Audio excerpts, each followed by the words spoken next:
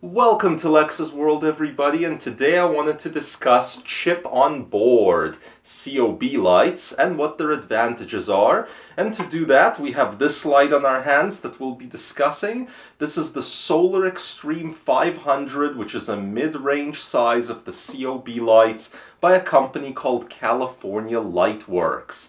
They're an established brand, they've been around a little while, and they have a pretty big lineup of models, so big thanks to them for providing me with this. They also have a 250 and 1000 versions of this exact model, the little one being for a 3x3 space, the biggest being for a 5x5. This is of course for 4x4. And oh yes, we are giving this away across all platforms at the end of the video, so stick around for that. Anyway, let's take a closer look at this thing. First, what is this type of light all about? Chip-on-board is basically a different type and engineering style for LED lighting.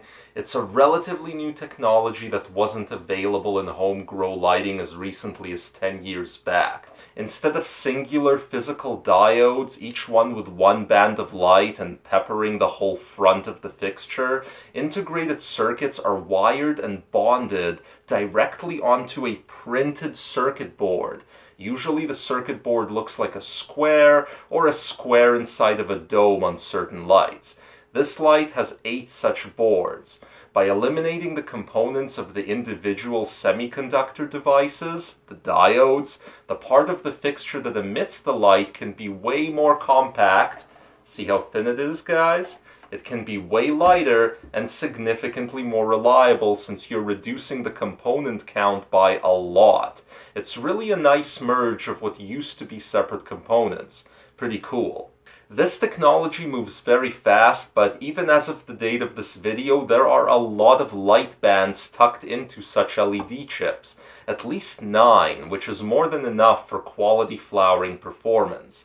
When it lights up, it looks like a bright panel of lights that you'd actually consider to be pretty white looking versus the traditional LED lights where the diodes are constructed separately and relatively far apart.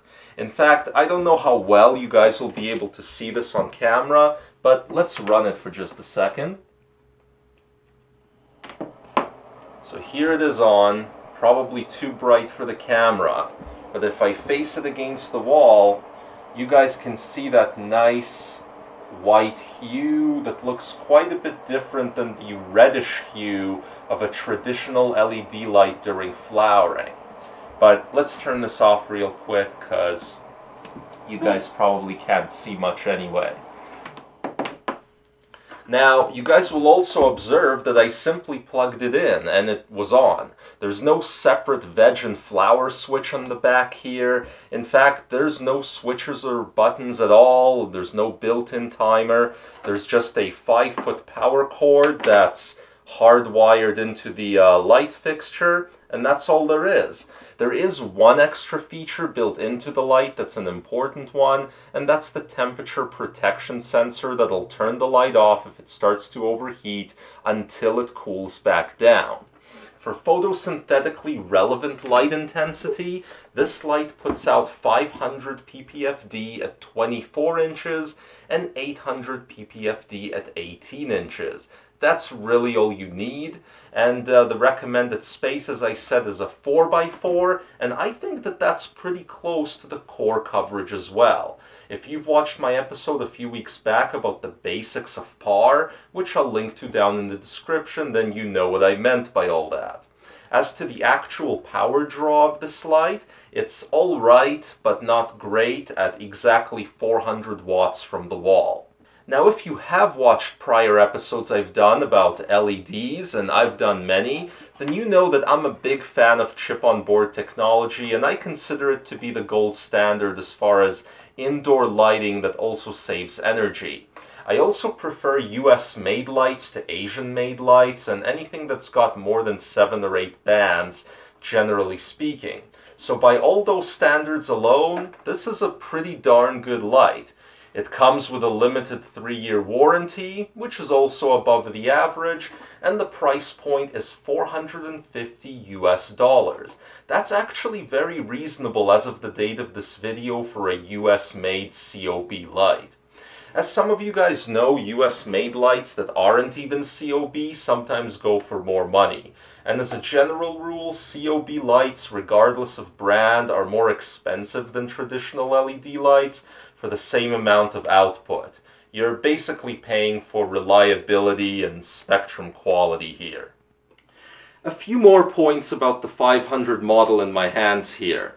The weight is 11 pounds as claimed by the manual. Actual weight exactly is 11.8 pounds, which leads me to believe California LightWorks take pride in their weight reduction ability. This would normally be a really lightweight fixture for a 4x4 coverage model. Over 18 pounds is a lot more normal. But the reality of chip-on-board technology allows somebody to get away with that. There's just way less components involved here, so that weight is achievable. Overall, I like the design of this thing. It feels solid, it looks solid, and the heat sinks, the two fans, and the casing have that nicer manufacturing quality feel.